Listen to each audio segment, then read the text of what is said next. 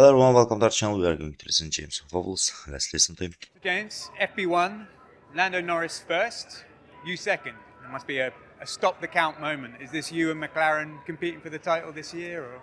Short answer, no. A disrupted session with 2 red flags, and it's an FP1 in the first race of the season. I think what we're demonstrating to the world is that we're probably a little bit lighter on fuel. We have different programs. You have to remember that we have a risk probably in Q2 getting to Q3. They have less of it. So teams run different programs as a result of that. But I think what you're seeing is the field is compressing, which I think is something I was outwardly expressing last year, and I'll say the same again now. I think this will be the closest grid we have ever had in Formula One, full stop. That's a message. That's a great message, because you've got 10 teams out there now investing in fighting tooth and nail for similar numbers of tenths. And as a result of that, if we get things just a little bit right, you can annoy some of the top 4 giants. And if we don't, you fall back into the realms of being out in Q1. And I think we've done a brilliant job over the winter, I really do. And I think we are blessed with 2 World Championship star drivers. And what you're seeing is the output of that. Congratulations on that. Put us in the camp at Williams. Carlos Sainz has had 2 months there.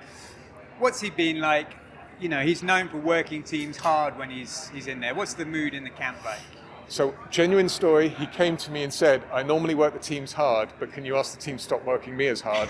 Because it's the other way around. Williams has many faults. I've spoken fairly openly about some of them. But one thing it doesn't have as a fault is a tremendous amount of passion in the people. There are people in this industry, in my company, that I'm so fortunate to have, that with all their heart, they want this team to be successful again. And it means they'll work every hour. I have to send them home, not the other way around. And the result of that is that Carlos's work ethic actually fits hand in hand with what we have. It really is a perfect match made in heaven. What we're missing is a few things. 1, there is still some infrastructure. We've absolutely got to get up to the right level. 2, there's also a little bit of a lack of knowledge what current absolute benchmark in Formula One excellence looks like. And we have to educate ourselves in that regard.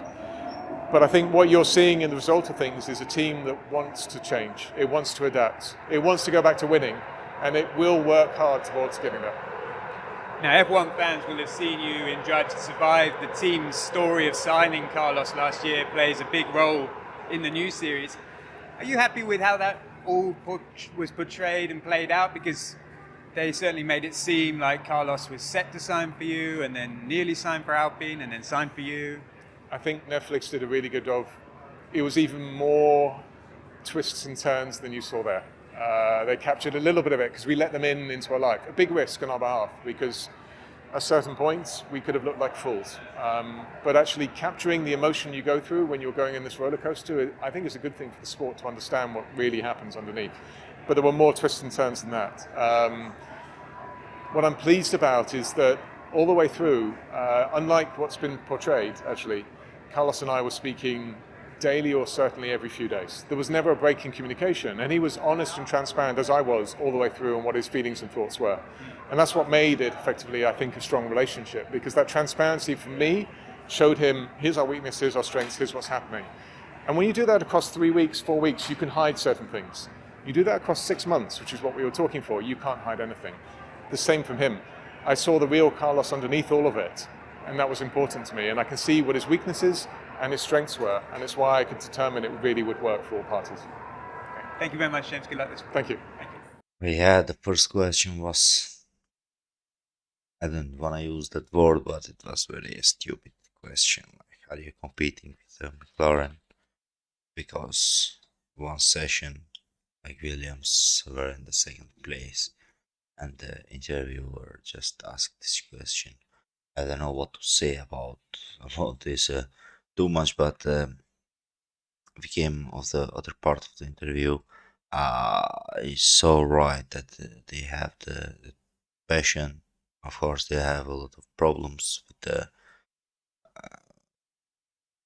the car, with the team, financially and everything. But they just with the James Vowles last 2 years they are doing an amazing job at the Williams, and they are trying so hard to